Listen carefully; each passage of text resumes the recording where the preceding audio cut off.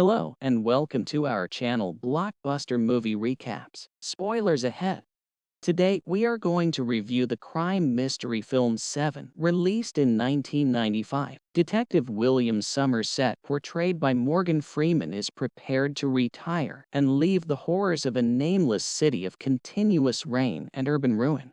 Before retiring, he teams up with Detective David Mills, played by Brad Pitt, an arrogant, youthful, and short-tempered cop from Springfield, a remote town. He and Somerset encounter at the scene of a homicide that Somerset is looking into. Somerset proposes to take Mills out for a drink so they can speak and get to know each other better, but Mills is too anxious to get to work and dismisses Somerset's offer to mentor him. The two look into the death of a massively obese man, Bob Mack, who was fed spaghetti till he burst open from a kick to the stomach. Somerset investigates the murder, while Mills is assigned the case of famed defense attorney Eli Gould, whose blood on the floor has the word greed written in it. Gould was ordered to slice a pound of flesh off his body and bled to death as a result. Somerset is given an evidence container containing 3 slivers of a plastic-like substance discovered in the obese man's stomach and is made to swallow them alongside the pasta.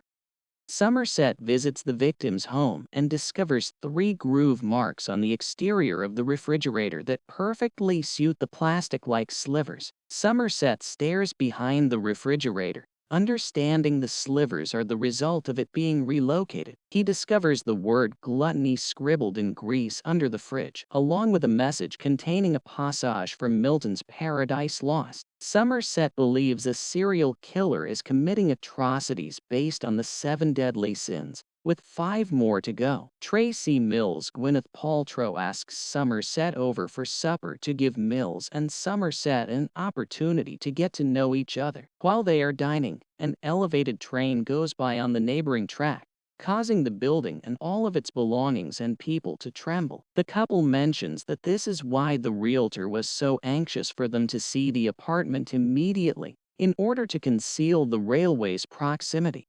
Mills and Somerset study case material from the 2 scenes after Tracy has gone to bed. They discover a photograph of Gould's wife with blood around her eyes. The detectives have a devastated Mrs. Gould look at the images in a safe house, assuming that she is intended to see something about the murder scene that no one else would, and she spots an abstract painting that is upside down. Somerset discovers fingers outlining the words "Help me" on the wall behind the painting while brushing powder on it. The prints are tracked a day later to a pedophile named Victor, who escaped punishment for the rape of a kid thanks to the assistance of his lawyer, Eli Gould, the greed victim. SWAT and detectives search his apartment and discover Victor to be the sloth victim, having been shackled to his bed for exactly 1 year, as evidenced by photos taken at the scene. One taken every day from the day he is revealed. He is still breathing, despite suffering from serious physical and mental degradation. His hand was severed and slammed against the wall behind the artwork, leaving prints on the wall. Mills and Somerset request that Victor be interrogated in the hospital, but the doctor claims he's eaten off his tongue and his brain is mush after the torture. Tracy contacts Somerset that evening and asks him to meet with her. Somerset runs into Tracy in a diner the very next morning, where she informs him how unhappy she is in the city. Tracy explains the reality behind her request to meet with Somerset.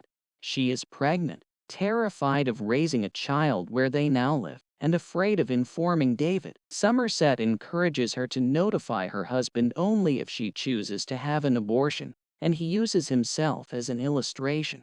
He insisted his partner get an abortion, which he eventually convinced her to have, and he is now ashamed. Later that day, Somerset obtains a library list of people who have rented books about the 7 deadly sins from a contact in the FBI. The detectives follow the list to a man named John Doe, whose apartment they shortly visit. Doe spots them as he returns home, pulls out a gun, and begins firing. After a brief chase, Doe beats Mills with a tire iron, holds him at gunpoint, but lets him go and flees. Mills believes that they have reasonable suspicion to enter Doe's residence because Doe shot at them. Somerset tries to persuade him that the method they used to locate Doe's flat was unlawful and that if they arrested him, he would go free. Mills nevertheless kicks the door open. They locate diaries of his thoughts, souvenirs of the crimes, and a photograph of Mills battling off Doe, who was acting as a press photographer at the time. While searching the flat after bribing a tenant to claim she had contacted the cops about Doe, John Doe calls the apartment and thanks the investigators for discovering him and apologizes for striking Mills, assuring the young detective that he admires him. He claims their actions have caused him to alter his plans and then hangs up. They also discover a photograph of a young woman, a prostitute, who they suspect is the next victim. A receipt brings them to the S&M leather shop, where Doe ordered a sexual equipment. The girl is discovered dead in a room with the word lust inscribed on the door. A clearly scared guy is also discovered in the room, ordered by Doe at gunpoint to wear and use the gadget, a giant strap-on dildo with a blade attached, to rape and kill the girl. The owner of the establishment, Wild Billy, has no idea about the physical aspect or the briefcase John Doe utilized, as every customer used to bring unusual attire or equipment into the establishment. The following morning, a model is discovered dead with the word pride inscribed on the crime scene. Her nose was severed to spite her face, and Doe gave her the option of committing suicide with sleeping pills or calling for aid and living disfigured. She opted for the former and consumed the pills. As the investigators return to the police station, John Doe approaches them, his hands bleeding. He chopped the skin off his fingertips to avoid recognition and surrenders. He consults with his lawyer and agrees to admit all the killings if he can lead Somerset and Mills to 2 more bodies. Doe's attorney further cautions that if Somerset and Mills cannot reach an agreement, Doe will plead insanity, and the final 2 victims may never be identified.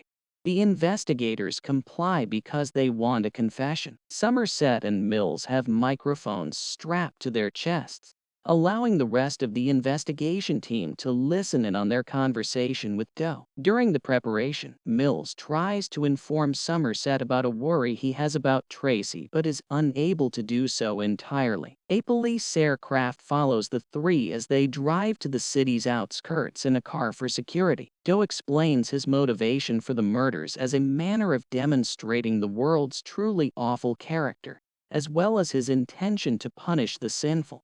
He goes on to declare that he will be recognized and respected for what he has accomplished because he was selected to do so. As Doe talks, the disgruntled Mills explodes and screams at Doe, while Somerset stays quiet but is clearly concerned. When they reach the outskirts, Doe directs them to a specific location near some power cable towers. Doe is led out to an open area by the detectives. After a few moments, a van emerges, and Somerset comes to a halt several hundred yards away, letting Mills cover Doe. The driver alleges he was paid $500 to transport a box to Mills at this location at exactly 7 a.m. Somerset recoils in fear when he opens the box and sees what's inside. Doe tells Mills that he admires Mills' life and is jealous of his wife and the love they have as he rushes back to him and desperately screams for him to give his gun away.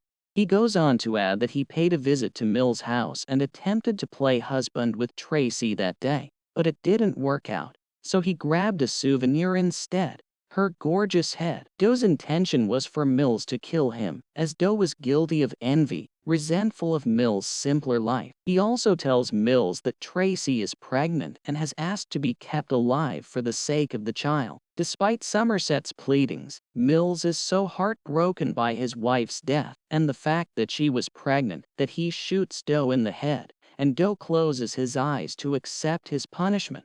Mills fires 5 more shots at Doe's body. Mills becomes the scene of wrath by killing Doe in retribution. completing Doe's masterpiece. Somerset can only watch, powerless to intervene. After removing a catatonic Mills, their captain informs Somerset that they will take care of Mills, anticipating that the jury will convict him. Whatever he needs, Somerset responds. He also informs his captain that he will be around, meaning that he will continue to serve on the force. The film concludes with Somerset paraphrasing Ernest Hemingway as the camera moves out from the desert.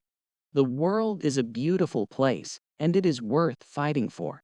The second half is correct. The movie ends here. I hope you enjoyed the recap. Please be sure to like our videos, subscribe to our channel, and turn your bell notification on for more brilliant film recaps. Thank you.